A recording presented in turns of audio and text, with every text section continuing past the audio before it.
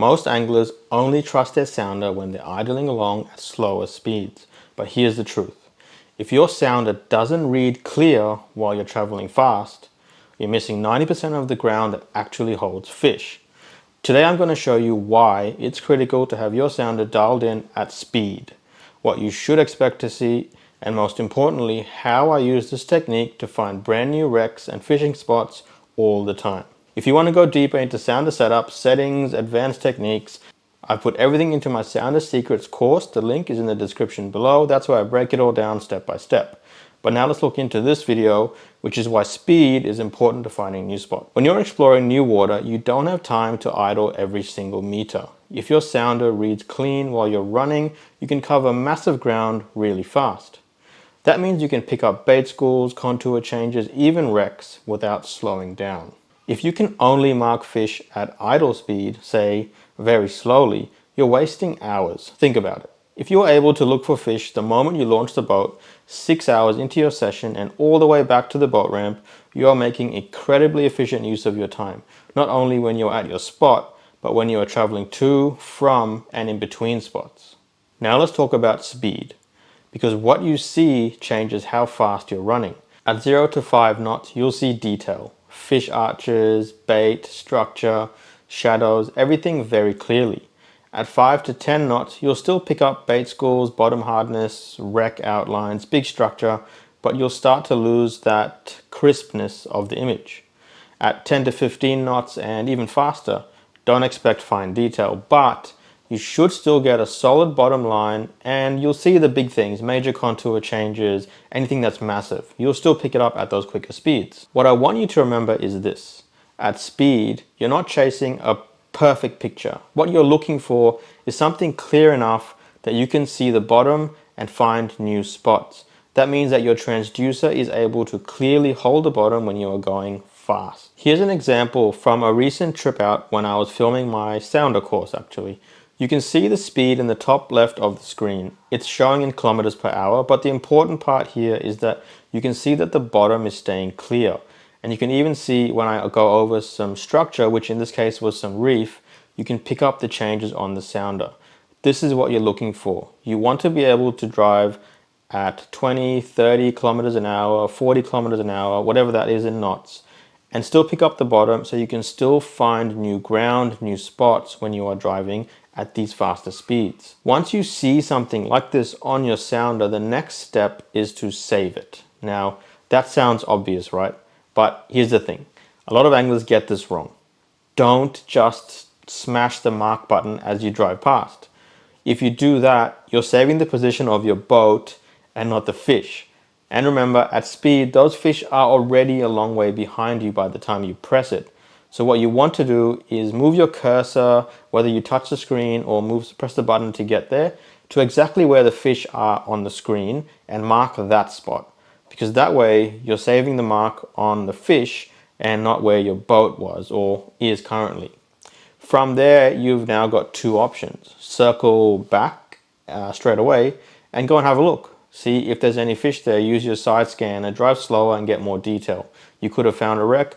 It could be nothing, but it's still worth checking. Or if you're on a mission, say it's first thing in the morning and you're heading out to beat the sunrise, well, maybe you don't have time to go back and have a look, but you've got that mark. And what I recommend you do is when you are saving these marks, you select a waypoint icon that stands out. Something like an exclamation mark or a stop sign or whatever it is that stands out for you, so that that icon, when you see it on your screen, will represent that is a mark I made when I was driving around and I saw some structures, some fish, something, but I didn't have time to go and check it out. So what I do is if I'm heading out and like I just said, I don't have time to stop and go back and have a look, I'll mark it with the stop sign, and the next time I'm out or I'm on the way home, I'll go to that spot, have a look, and then if it's worth fishing, I'll change that icon to a fish mark or a structure or whatever it is. If it's no good, there's nothing there, then I will just delete it and move on. Now let me give you a real example. I fish a stretch of Moreton Bay very regularly, and every time I head out, instead of running the same line every trip, I'll shift my course by about 50 meters either side. Not a big detour, but just enough so that I'm covering new ground.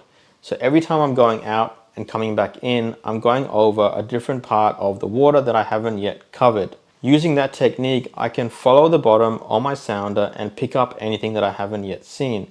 And doing this, within a 3-month period, I picked up 3 new wrecks, all within a few kilometers of each other in an area that I thought I already knew. And for me, wrecks are the ultimate. Finding a wreck is like a game changer because they are loaded with fish. So by using this technique, I was able to find new spots that I've never seen anyone else fish. I fished around it for years, never knew it existed, but there it is. There's a spot right near me, a kilometer away from another spot I fished. There's a wreck that is full of fish as well. So it's very important that you have your transducer set up well so you can pick up these new spots and find your own spot X. Now that brings me to the transducer. This is probably the most critical part of the whole equation to get that clear reading on your sounder. It's not about the sounder. The sounder is important, but the more important part is getting the transducer set up well so that when you're driving, it's going to give you that clear reading on the bottom. Now, I don't use any crazy gear. I just have the standard transducer that came with my sounder. But how I mounted it is the important part. If you mount it right, keep it in clean water flow, you'll get a clear picture at speed. It's pretty simple. But the thing that's important to understand is that a transducer can't see through air. It has to shoot through a solid medium. So if it's popping in and out of the water, it's got air between the transducer and the water, you're going to lose the bottom. You'll see this where you might have a really nice reading as you're driving slow. The moment you increase your speed, you put the throttle down, it becomes a cluttered mess, you lose the bottom, it drops in and out. Now the reason for this is because your boat angle is actually changed the moment you increase or decrease your speed. So what happens is if you're idling around, sounding around a spot, your boat might be sitting up on a slight angle. The moment you put the throttle down, you increase your speed to get up on the plane, your boat's going from an angled position, that's probably a bit exaggerated, to a bit more flat. So it gets up on the plane and it's flat. Now you can imagine your transducer at this point, it's angled, it's definitely looking down, it's possibly even looking slightly forward. The moment you get up on the plane, that transducer now is either straight down or slightly even back because it's tilting. That's where you lose the bottom. So the way to fix this is by doing one of two things. So firstly, you can reduce the height of the transducer. So you can lower it further into the water by loosening the screws on the back of your transom on the bracket and just drop it by maybe 5 millimeters. You don't need to do much. Small tweaks can make all the difference here. And the second thing you can do is change the angle of the transducer. And so what I do here is loosen the bolts very slightly and just tilt your transducer down very fractionally, just maybe a couple of degrees.